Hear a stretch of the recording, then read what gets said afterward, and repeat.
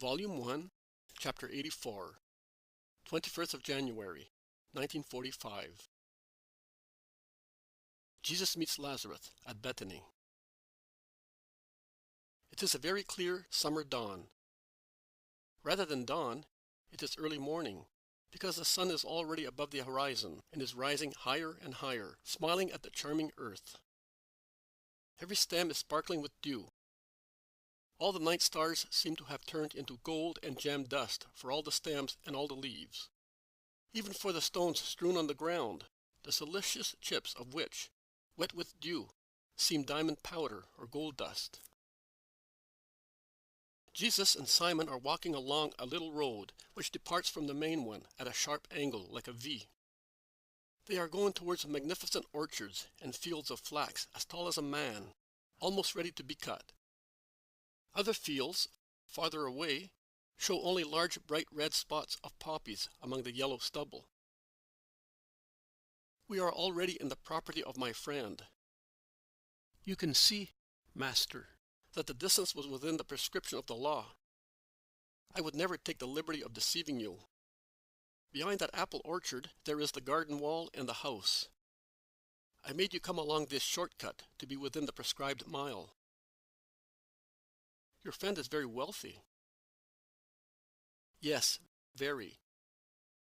But he is not happy. He owns property also elsewhere. Is he a Pharisee? His father was not. He is very observant. I told you, a true Israelite. They walk a little farther. There is a high wall, and beyond it, trees and trees, with a house just emerging through them. There is a rise in the ground here, which, however, does not allow one to see the garden, so beautiful that we would call it a park. They go round the corner. The wall runs level, and from its top, entwined branches of roses and sweet-smelling jasmine hang down, splendid in their dewy corollas. There is the heavy wrought iron gate.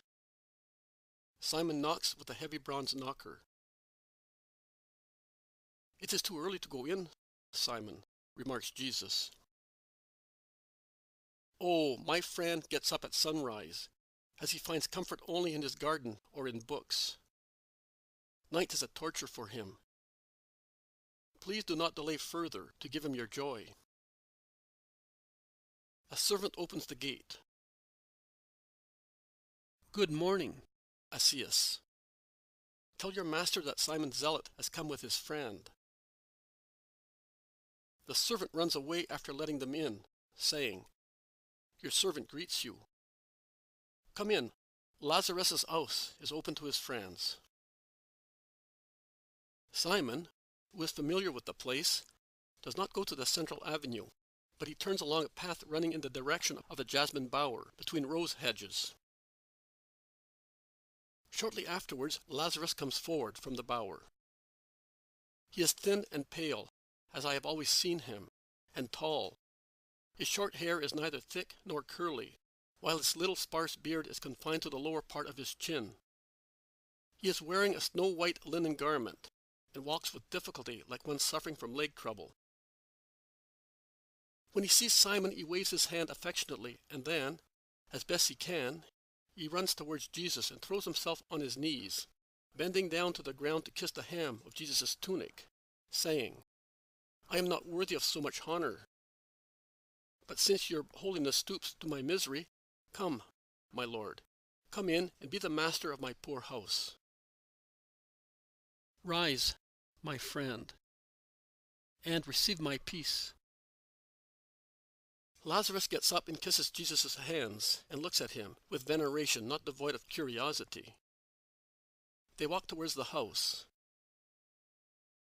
How anxiously have I waited for you, Master. Every morning, at dawn, I would say, He will come today, and every evening I said, I have not seen him today either. Why were you expecting me so anxiously? Because, whom are we in Israel expecting but you? And do you believe that I am the expected one?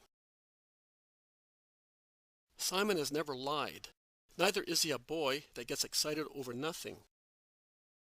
Age and sorrow have made him as mature as a wise man.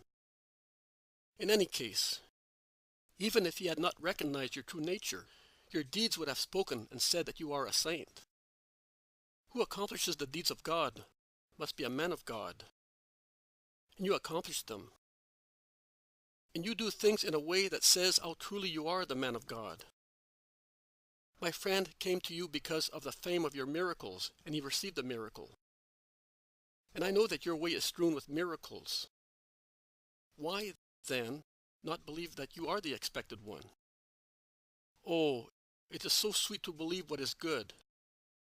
We have to feign to believe as good many things which are not good, for peace sake, because it would be useless to change them.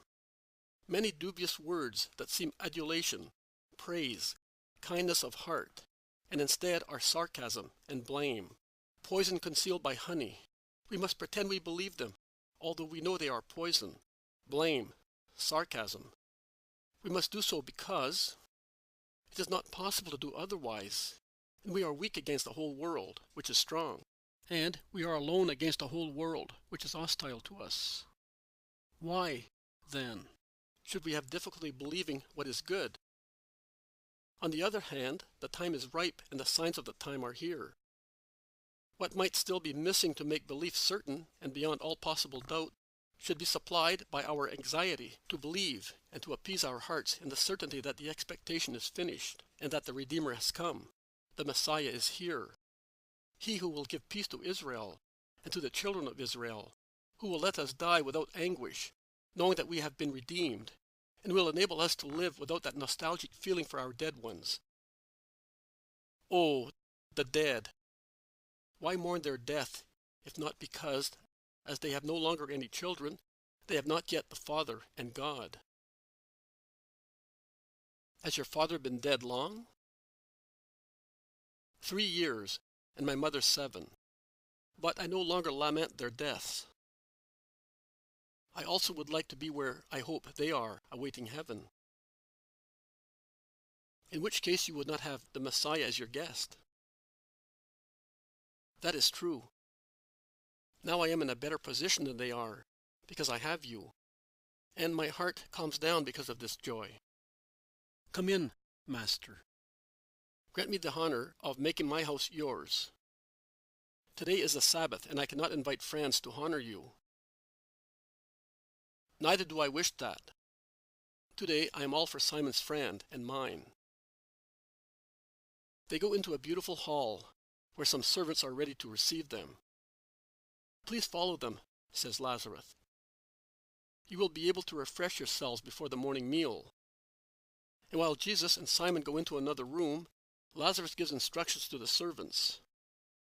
I can see that the house belongs to wealthy people, and it is also a very refined one. Jesus drinks milk, which Lazarus insists on serving him personally, before sitting at the table for the morning meal. I hear Lazarus addressing Simon and saying to him, I have found the man who is willing to purchase your property, and to pay the price which your agent fixed as a fair one. He will not deduct 1 drachma. But is he willing to comply with my conditions? Yes, he is. He accepts everything, providing he gets the property. And I am happy because at least I know who my neighbor is. However, as you do not want to be present at the transaction, so he also wishes to remain unknown to you. And I would ask you to yield to his request. I see no reason why I should not. You, my friend, will take my place. Whatever you do is well done. It is enough for me that my faithful servant is not put out. Master, I am selling, and as far as I am concerned, I am happy that I have nothing more that may tie me to anything which is not of your service. But I have an old faithful servant, the only one left after my misfortune, and, as I have already told you, he has always helped me during my isolation, looking after my property, as if it were his own, nay, with the help of Lazarus, passing it off as his own, in order to save it and thus subsidize me. Now it would not be fair if I should leave him homeless, now that he is old. I have decided that a small house near the boundary of the property should be his, and that part of the money should be given to him for his future maintenance. Old people, you know, are like ivy. Having lived always in one place, they suffer too much being torn away from it. Lazarus wanted my servant with him, because he is good. But I preferred thus. The old man will not suffer so much. You are good, too, Simon. If everybody were as just as you are, my mission would be easier, remarks Jesus. Do you find the world averse, Master? Asks Lazarus. The world? No. The strength of the world. Satan. If he were not the master of men's hearts and did not hold them in his possession, I would not find any resistance. But evil is against good, and I have to defeat evil in every man to put good into them, and they are not all willing. It is true. They are not willing. Master, what words do you use to convert and convince those who are sinful? Words of severe reproach, like the ones that fill the history of Israel against guilty people? And the precursor is the last to use them. Or words of mercy? I use love and mercy. Believe me, Lazarus, a loving glance has more power on those who have fallen than a curse. And if love is mocked at, one must insist again. Insist to the very utmost. Lazarus, do you know those lands where quicksands swallow unwary people? Yes, I do. I have read about them, because in my situation I read a lot, both out of enthusiasm and to pass the long sleepless hours at night. I know there are some in Syria and in Egypt, as well as some near the Chaldeans. And I know that they are like suckers. They suck what they catch. A Roman says they are the mouths of hell, where pagan monsters live. Is that true? No, it is not true. They are only special formations of the earth. Olympus has nothing to do with them. People will stop believing in Olympus, and they will still exist, and the progress of mankind will only be able to give a more truthful explanation of the fact, but will not eliminate it.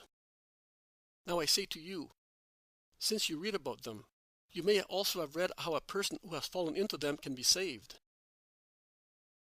Yes, by means of a rope thrown to the person, or by means of a pole or even a branch.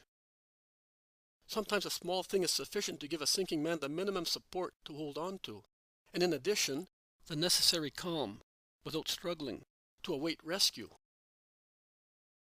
Well, a sinner, a man possessed, is one who has been swallowed by a deceitful soil, the surface of which is covered with flowers, whereas underneath it is quicksand. Do you think that if a man knew what it meant to give Satan the possession of even an atom of himself, he would do it? But he does not know. And after, either the astonishment and the poison of evil paralyze him, or drive him mad, and to avoid the remorse of being lost, he struggles. He clings to other sands. He stirs up huge waves with his rash movements, and thus hastens his own end. Love is the rope, the wire, the branch mentioned by you. We must insist, until it is caught. A word, forgiveness, a forgiveness greater than the fault, just to stop the sinking and await God's assistance. Lazarus, do you know the power of forgiveness? It brings God to assist the rescuer. Do you read much? Yes, I do. But I do not know whether I do the right thing. My disease and other things have deprived me of many of the delights of man. And now I have but the passion for flowers and books, for plants and also for horses. I know that I am criticized for it. But how can I go to my estate in this condition?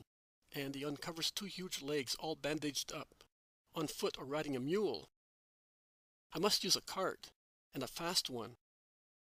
That is why I bought some horses, of which I am now very fond, I admit. But if you tell me that that is wrong, I will have them sold. No, Lazarus. These are not corrupting things. What upsets the soul and drives away from God is cause of corruption. Now, Master, what I would like to know is this. I read a lot. I have but this comfort. I like to learn. I think that after all, it is better to know than to do wrong. It is better to read than to do other things. But I do not read only our pages. I like to learn about the world of other peoples, and I am attracted by Rome and Athens. Now, I am aware of the great evil that befell Israel when she became corrupted by the Assyrians and the Egyptians, and of the great harm done to us by Hellenistic governments. I do not know whether a man can do himself the same harm that Judas did himself and us, his children. What is your opinion on the matter? I am anxious to be taught by you, as you are not a rabbi, but the wise and divine word. Jesus stares at him for a few seconds. His glance is penetrating and distant at the same time. He seems to pierce Lazarus' opaque body and scrutinize his heart, and penetrating even further. He appears to see, I wonder what. At last he speaks. Are you upset by what you read? Does it detach you from God and His law? No, Master. On the contrary, it urges me to make comparisons between our true God and pagan falseness. I make comparisons and I meditate on the glories of Israel, her just people, the patriarchs, the prophets, and the questionable figures of other people's histories. I compare our philosophy, if we can call so the wisdom that speaks in our sacred texts, with the poor Greek and Roman philosophies, which contain sparks of fire, but not the blaze that burns and shines in the books of our wise men. And after, with greater veneration, I bow down with my soul to adore our God, who speaks in Israel through deeds, people, and our books. Well, then, continue to read. It will help you to understand the pagan world. Continue. You may continue. There is no ferment of evil or of spiritual gangrene in you. You, therefore, may read without any fear. The love you have for your God makes sterile the profane germ, that reading might spread in you. In all man's actions there is the possibility of good and evil. It depends on how they are accomplished. Love is not a sin, if one loves in a holy way. Work is not a sin, if one works when it is the right time. To earn is not a sin, if one is satisfied with what is honest. To educate oneself is not a sin, providing the education does not kill the idea of God in us. Whereas it is a sin to serve also at the altar, if one does it for one's own benefit. Are you convinced, Lazarus? Yes, Master. I asked the other people the same question, and they scorned me. But you give me light and peace. Oh, if everybody heard you! Come, Master. Amongst the jasmines there is a cool breeze and silence. It is sweet to rest under their cool shade awaiting the evening.